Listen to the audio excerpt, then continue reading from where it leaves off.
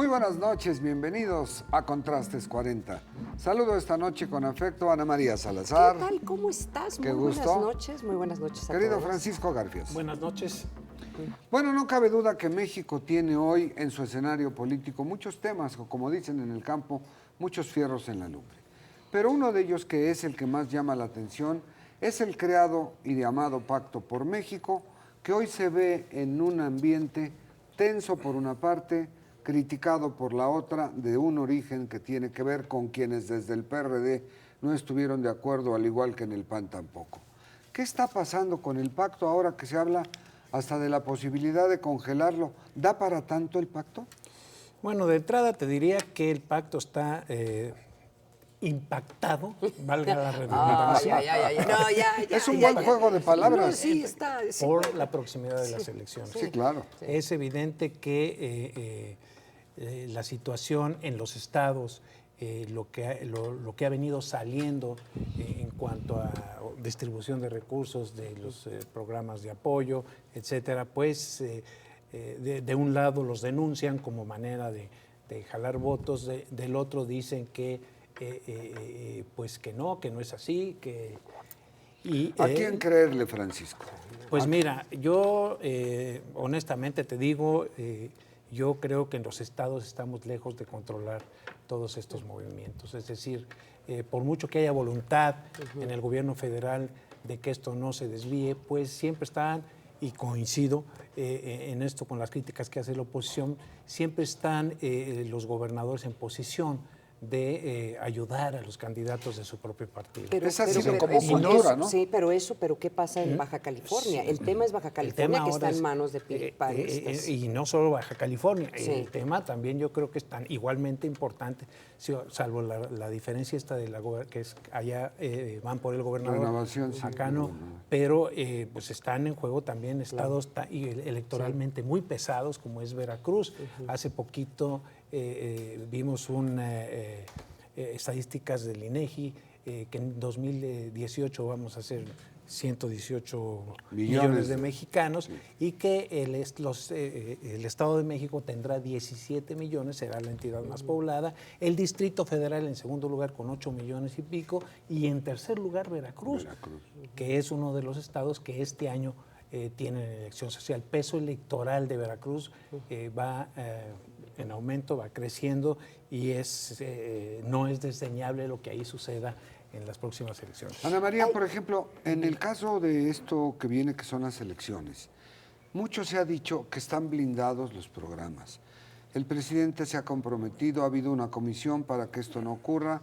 Los mismos partidos siguen insistiendo en que no está blindado nada y que por eso el pacto, y eso es un poco también, yo lo veo desde mi punto de vista y lo manifiesto así, del interés de opositores y gobierno de los estados. El tema del pacto es que el pacto se hizo entre partidos. O sea, si hubiera sido un pacto en donde los negociadores y los que acordaban eran otros actores, tal vez podría suceder. Entre partidos y gobierno. Entre partidos y gobierno, tienes toda la razón. Entonces, para poder, el problema es si a uno o dos de los partidos les está yendo mal electoralmente, porque para eso están los partidos, son para elecciones, no para el bienestar del país. Lo que buscan los partidos es promover sus intereses partidistas. Entonces, ese yo creo que es el problema fundamental del pacto. Yo me pregunto, y esto ya es empezando a hacer conspiraciones, ¿cuál va a ser la posición del PAN y cuál va a ser la posición del PRD si, por ejemplo, el candidato de la coalición gana en Baja California? O sea, que se queda en manos del PAN. Pues a lo mejor van a estar mucho más dispuestos a quedarse dentro del pacto si les va muy bien, por ejemplo, en Veracruz. Entonces va a haber mucho más interés en quedarse en el pacto. Si les va mal, si le va mal a Madero en estas elecciones, o sea, ya olvídense del pacto, porque el tema aquí es la capacidad que tenga Madero de poder acorralar a todos los otros gallinas que están dentro del PAN, que no los han podido, que ya no controla él su partido, y la única forma es dando resultados. Claro, pero se dan cuenta cómo el electorado pasa a último término. Es decir, la libertad de ir a las urnas y votar es un problema porque el abstencionismo es el partido que en México siempre gana. Es decir, Sí, es pero, altísimo. digo, ¿a quién le si echamos la ahora... culpa? A ver, ¿a quién le echamos la culpa? O sea, podríamos decir, el problema de que la gente no salga a votar, pues es de nosotros. ¿Por qué no salen a votar? Entonces, pero el otro argumento es porque no hay credibilidad o no les gustan los candidatos. Entonces, te digo, sí es un tema en que la culpa está compartida. La gente forzosamente, la gente tiene que salir a votar. Es que de verdad es algo inaplazable, insustituible más bien. Ahora estamos, tampoco es para ponernos en el grito de alarma. No, pues, la participación en México es similar a la que sucede, tuvimos el Exacto, 60% sí. en la última elección de 60 y tantos por ciento, en la última elección presidencial. O sea, no es novedad. Es un promedio ahí mundial, ¿no? Pero yo iría más lejos de lo que dice Ana María, porque bueno, vienen las elecciones, efectivamente, ahí los resultados definitivamente van a impactar en un sentido u otro en la buena marcha del pacto, pero desde ahora yo anticipo muchas dificultades, por ejemplo, en la aprobación. Vienen las reformas más pesadas, viene la reforma fiscal, viene la reforma energética, que son, digamos, las turbinas reformas reina, sí. Sí, de las cuales se desprenden todas las demás. La reforma político-electoral que está pidiendo la oposición ahora que se apresure, que sea antes. ¿Sí? Quieren, y el PRI evidentemente va a utilizar esta reforma como moneda de cambio para apoyo a las otras reformas que de alguna manera tienen un alto costo social. Subir los impuestos siempre te va a volver impopular, sí, claro, y la reforma fiscal gordo, no tiene otro objetivo que una mayor recaudación. Pero es que no hay otra alternativa. No hay otra alternativa. Más ingreso o no hay desarrollo. Pero el PRI dice que el carro completo quedó en el pasado. El PRI no quiere ganar todo. Lo manifiesta de esa manera y lo vamos a ver en los hechos. Que se lo digan al gobernador de Veracruz, que se lo digan a los gobernadores. ¿Tú crees que no se los han dicho? Mira, en este momento que estamos haciendo este programa, yo te puedo garantizar que se están preparando para las elecciones. ¿Y eso qué significa? Están entrando literalmente cajas de efectivo, están entrando cajas de cosas que le pueden regalar a la gente, se están haciendo negociaciones con los líderes comunitarios para ver quién va a movilizar quién. Se están dentro de las computadoras, están haciendo llenos de la nombres. Estrategia, todo. ¿cómo? No, pues ni estrategia. Ya, si tú vas a ganar las elecciones en julio, tienes que estarte movilizando en este momento. Entonces, la única forma de resolver este problema, en donde hay ilegalidades en las elecciones, es que varias personas tienen que ir a la cárcel, de niveles muy altos, porque le podrán decir lo que quieras al gobernador de Veracruz.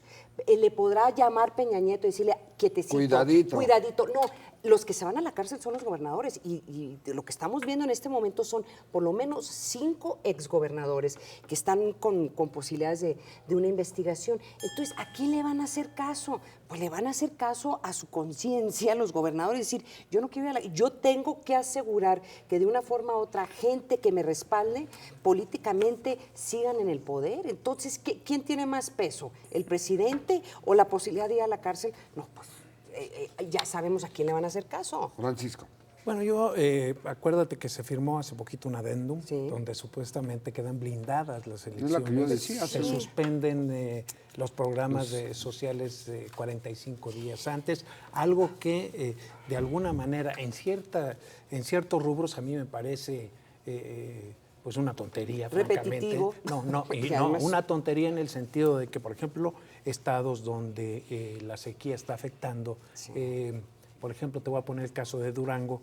El gobernador el gobierno estatal estaba mandando pipas y la oposición diciendo que estaba violando.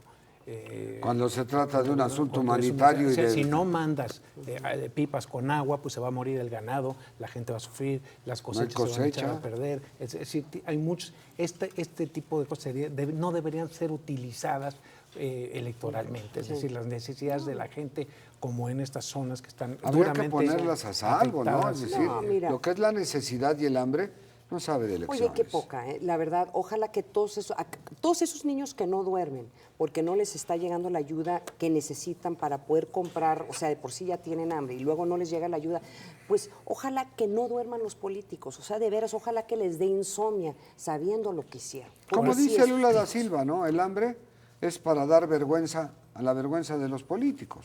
Sí, O no, sea, el- pero qué ahora- buenos son para ser discretos y no mostrar la verdad. Ahora, y hay formas de entregar esta ayuda sin que, o sea, si tienen miedo que se va a usar en una forma Que vayan de los electorera, partidos a que se verlo. vayan todos juntos, que Claro. los supervisen. Si creen que están repartiendo cosas cuando están repartiendo agua, pues que vayan los partidos y supervisen qué es lo que están haciendo cuando están Bueno, las se pipas. supone que en el adendum que está muy claro que se va a crear una mesa ciudadana de observadores, o sea, la sociedad es la que va a estar observando cómo se están manejando los programas sociales en vísperas de las elecciones. Está en el papel, vamos a ver cómo resulta en la práctica. Porque Vamos nos a- dicen en un spot, en México hay hambre. Sí, hay hambre. Y ves unos rostros de unos pequeños que dices, no es justo. Bueno, eso no podría ser o no debería ser mezclado con algo que tiene que ver con asistencia aparte de lo electoral. Porque los niños no votan Sí. y son los que necesitan Pero comer. pero Pero es- esos niños tienen padres. Pero aquí el tema es, yo creo que donde está la falla fundamental ahorita en esta transición democrática, es que el poder se cedió a los partidos políticos. Esa es la realidad. O sea, ellos son los que rigen y lo que va a ser muy interesante, rigen a tal punto que no se pueden repartir agua porque no se vaya a usar impactar algunas elecciones y que vaya a tener un impacto en alguno de los partidos. Ahora, lo que va a ser muy interesante es ver qué pasa con estas reformas políticas, Claro. porque cuánto poder están dispuestos a ceder los partidos políticos. El PRI ya dijo, nosotros no le vamos a la reelección, simple y llanamente. Y ese era uno de los mecanismos, eso nos lo dijo César Camacho en una entrevista que hicimos para el primer café, dice, no, y dio razones, y son razones contundentes de por qué no les gusta la reelección. Pero también la realidad es que la reelección es una forma de las más importantes para que los partidos políticos sientan el impacto, el dolor, cuando sus candidatos son malos o cuando sus gobernantes son malos. Sí, no, esto que dice Ana María yo difiero. Es decir, que el poder se le cedió a los partidos políticos. ¿A quién, quién tiene el poder entonces? Yo lo que estoy viendo es que Peña Nieto ganó con el 38% de los votos. ¿Sí? De alguna manera tiene que establecer un esquema de corresponsabilidad con los partidos políticos. Lo está intentando vía el Pacto por México. Considero que el Pacto por México es un muy buen instrumento para, de alguna manera, alcanzar los consensos. Pero desgraciadamente el tema, yendo un poquito ya más allá, no es solo de consensos, porque el consenso se puede romper en cualquier momento y con sí. cualquier pretexto. Aquí el tema es que estas reformas, digamos la reforma política electoral cuya mesa se instaló este principio de semana y donde vimos ya reflejados crispación entre los partidos políticos, un discurso muy radical de Gustavo Madero, que evidentemente también estaba jugando para la tribuna por las críticas de entreguismo que se le han hecho, pues de alguna manera tiene que desembocar en un gobierno que pudiera de alguna manera formar mayorías en la Cámara. Ese es el gran problema que tenemos, que no tenemos una... Desde el 97 que el PRI pierde la mayoría, no hemos vuelto a tener un partido con mayorías, entonces el consenso es el que está jugando, pero el consenso es fácilmente vuela en cualquier momento y con cualquier pretexto. Necesitamos un instrumento mucho más sólido, ¿no? Que es un gobierno de mayorías, o un gobierno, como lo llaman en Francia, la mayoría presidencial, etcétera, etcétera, formada por varios partidos.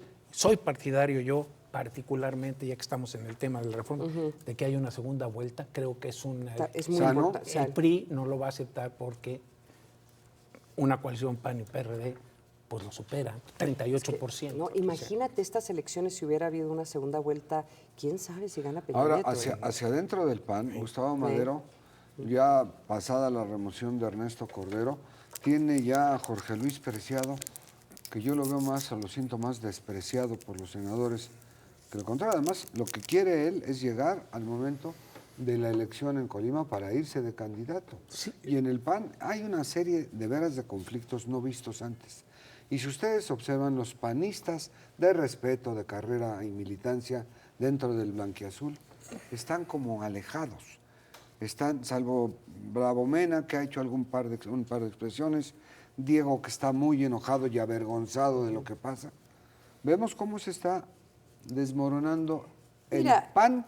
Sí. Y aparece Josefina otra vez, y entonces ya dice Romero Hicks, el senador, que quiere ser el sucesor de Madero, pero también Cordero quiere serlo. Y también aparece Margarita Zavala. También Margarita. Hay muchísimos tiradores para esa posición. Aquí también habría que mencionar el liderazgo de cómo cambia la correlación de fuerzas con digamos, esta reforma que hicieron a los estatutos, inacabada todavía, porque no han terminado esa asamblea, donde en lugar de ser los consejeros nacionales los que elijan al presidente nacional del partido, ahora va a ser una elección abierta a militantes. Creo que es un gravísimo error el que están cometiendo. Creo que se van a pelear, les va a costar el padrón, cómo van a financiar las campañas, etcétera. Va a acabar eso muy mal, pero el PAN era el único partido que no había transitado por ahí. Es decir, acuérdate que el PRI, cómo terminó la elección abierta del PRI en el 2000, cómo terminaron Chucho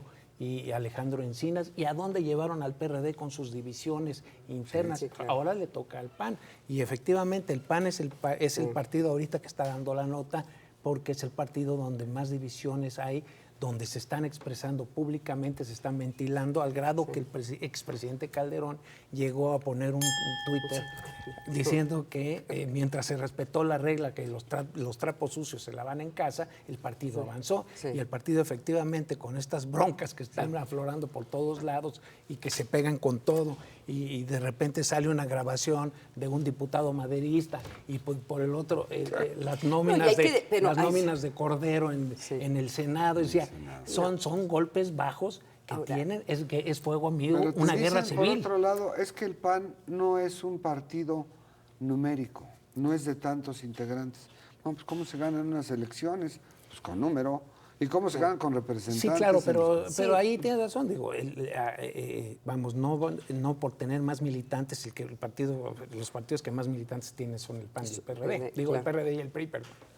El PAN nunca ha sido un partido de masas, pues eso es obvio. Sin embargo, ganó 2 veces las elecciones. Por eso lo digo. Es jalarte el voto del ciudadano, convencer al ciudadano. Y tener credibilidad. O sea, yo creo que lo más importante que tenía el PAN como partido era que te gustaba o no te gustaban sus posiciones políticas, pero pues era de los partidos que todavía se veía que tenía mucha credibilidad. Ahora, la supervivencia de Gustavo Madero y la capacidad de interlocución que vaya a tener Gustavo Madero como presidente del PAN va a depender cómo le van las elecciones al PAN, así de sencillo. Y además está a la vuelta de la esquina, ¿sabes? Y está a la vuelta de la esquina, sí.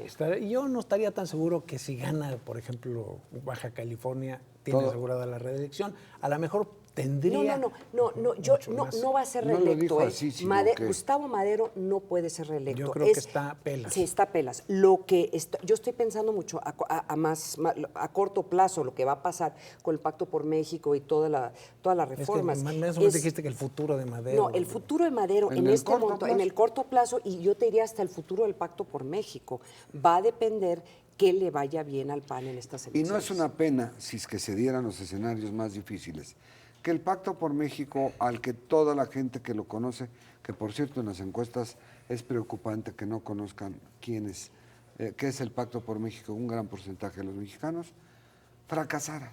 Porque ¿qué sigue después de haber arrastrado el lápiz tantos meses para tener una radiografía y una ruta? Raúl, ¿Qué seguir? Sí, Raúl, el Pacto por México tuvo un gran impacto. Yo creo que un impacto que nunca se había esperado. Valga la redundancia. Sí, o sea, la verdad. Sí, tuvo o sea, sí, y se ha dicho desde el principio, si aguantaba el año el Pacto por México sería un milagro. A lo mejor no aguanta ni el verano, pero tendría que volverse a la forma normal en que entre los partidos crean consenso, o ya el presidente tendría que estar negociando, fíjate, directamente con el Senado y directamente o sea, le tendría que dar el poder y pues si quieres tú el reconocimiento que se merecen los coordinadores de los partidos en el Senado y en la Cámara.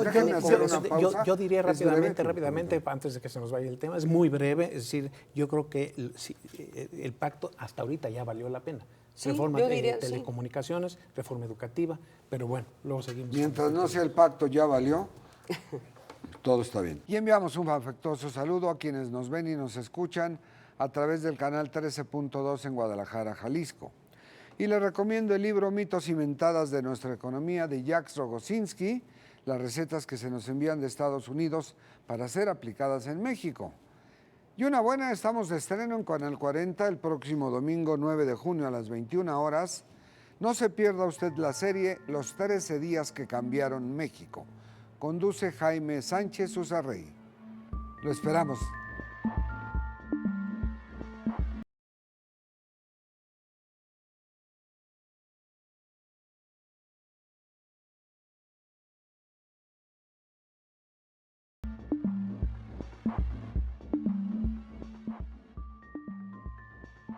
Estamos de regreso en Contrastes 40.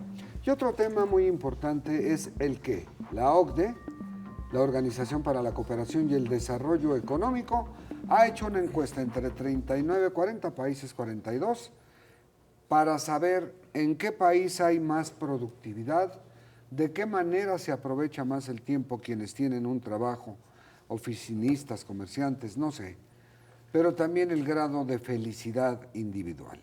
¿Qué les parece en el lugar que estamos en ese ranking de ser el país que más horas trabaja y que su productividad tiene 20 años que no crece? Sí, bueno, y habría que agregar otros dos datitos, que somos el 9º país de la OCDE más feliz y el 34 en ingresos. Es decir, para que vean que el dinero no lo es todo.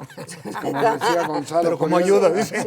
El dinero no es la vida, es tan solo vanidad. Eso era 49 años que compuso Curiel esa canción. Pero la verdad es que, ¿qué opinas tú, Ana María? Mira, paradójico. ha habido otras encuestas, lo estábamos comentando fuera del aire, en donde también señala, que es muy paradójico, que los mexicanos somos felices, o sea, felices y lo vinculan con el tema de las relaciones familiares, los núcleos familiares, la forma en que se vive el diario en este contexto familiar, que es muy diferente de la mayoría de los países de Europa, que son mucho más individualistas. Sí, claro. Entonces, eso cuenta. A mí lo que me parece fascinante es que, y la OCDE ha estado diciendo esto desde que México entró a la OCDE, de que en México no se produce. Y eso es como casi un trancazo al trabajador, porque les pagan mal y no producen. Entonces, aquí el presidente crea una comisión vamos a ver cómo podemos incrementar la productividad. Y yo creo que va a ser la comisión en donde menos resultados vamos a ver y menos consensos. Porque, ¿quién tiene la culpa? El empleado, que paga muy malos salarios. El empleador. El empleador que paga muy malos salarios, el empleado que no trabaja, o el hecho de que un gran porcentaje del mexicano trabaja en la informalidad, que hace muy difícil que crezca, que eso es otra realidad, entonces no tienen beneficios, y eso tiene que ver también con políticas públicas, de poder pues crear incentivos de que la gente que tiene la capacidad de emplear, que por lo menos los pongan en trabajos formales. Pero tú ves esta ley que acaban de pasar del IMSS, en donde lo que están creando de nuevo más incentivos para que los que tienen la capacidad de emplear, tratar de mantenerlos en el ámbito de informalidad. Entonces también tienen un poco de esquizofrenia. Pero es que ahí hay una razón. Los empleadores, que es la pequeña y la mediana industria, la que más empleo generan, contratan a alguien y lo manifiestan con un salario menor y le pagan por fuera. Y el salario menor es para pagar menos cuotas al Seguro Social. Claro. Sí, de alguna manera, digamos, el objetivo principal de la ley del IMSS es darle balón de oxígeno al instituto. Es decir, el instituto, con los gastos que tiene y el número de afiliados, las pensiones que en la población, el costo de las pensiones, pues va directamente a la quiebra. Ahora, pero también lo que te están diciendo las cámaras, decían, la cantidad de dinero que se va a recuperar por ese... Es ridículo. Son 3,000 millones de pesos anuales. Nada.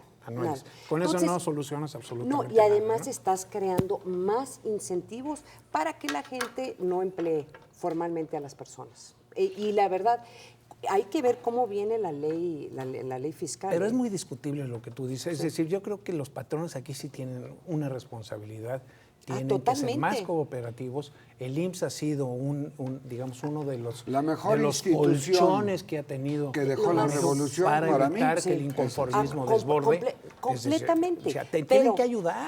Pero la bancarrota del IMSS va a ser no por eso. No tiene un año ni dos, bien arrastrando. No creo que sea... que se vayan a quedar solamente en esta medida para darle oxígeno al IMSS. Pero es una parte de, hay que empezar por algo. Si quieren que el IMSS sobreviva, crear los incentivos hasta fiscales, si son necesarios, de que los empleados los registren. No los están registrando. Es lo que decía yo, no los registran con un salario menor al que debes de tener, o los tienen eventuales 90 días y les renuevan. Pero ya nos fuimos a otro lado, estábamos en el tema de la felicidad de los mexicanos. Estaba yo leyendo aquí en la tarjeta que nos prepara Carla, de este informe de la Organización de Cooperación y Desarrollo Económico, dice, en México el índice de satisfacción es uno de los más altos. Los mexicanos están más satisfechos con su vida que el promedio de la OCDE, que es el llamado club de los ricos. Sí. El 85% de las personas dice tener más experiencias positivas en un día normal, sentimientos de paz, que lo dudo, satisfacción por sus logros, gozo, eso más que negativas, dolor, preocupación, tristeza y aburrimiento. Yo quisiera preguntarle a los que fueron a hacer esta encuesta si fueron a Tamaulipas, si fueron a Buenavista, si fueron a La Ruana, si fueron o sea, no, porque lugares no pueden donde entrar. verdaderamente no pueden llegar, no pueden encuestar ahí. No les dejaban pasar ni camiones. ¿Cuál es el valor de una no. encuesta así? No, o sea, y ¿sabes qué? Lo peligroso de una encuesta si así es que dice el gobierno, bueno, pues te digo, hay que hacer cosas, pero pues no son tan urgentes porque la gente es feliz. Lo más importante en todo esto es que le agradecemos la atención a Contrastes 40. Sí. A nosotros nos hace feliz que usted nos vea. Sí. Esperemos también nosotros que usted lo sea por vernos. Y van a ser muy felices mañana a las 7 de la mañana cuando vean el primer café. Bueno, se van en a donde desbordar. me estoy peleando todos los días con Raimundo Riva Palacio y con Salvador García Soto. Que eso no es motivo mañana a de las 7 de la felicidad, mañana pero es... en el primer café. Y te fijas como acá no se pelea. No. Acá es feliz, No, Ana porque María. ya me agarran cansada en la noche ustedes. Entonces, Felizmente cansada se despide Ana María Salazar. que tengan muy buenas noches. Francisco, buenas noches. Gracias, buenas noches. Los esperamos en Contrastes 40 la próxima semana. Muchas gracias.